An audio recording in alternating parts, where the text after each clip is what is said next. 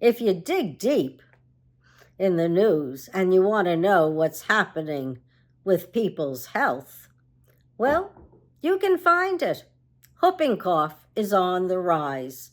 Many of you may not even know what it is. It's a childhood disease that's 100% eradicated by vaccines. Measles is in Connecticut, so it's spreading from the west to the east, to those pockets where there are no vaccinations. The flu, I didn't know it till I read Kaiser Family Foundation.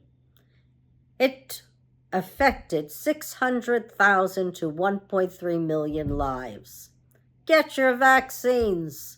Do it now and save your child, your community.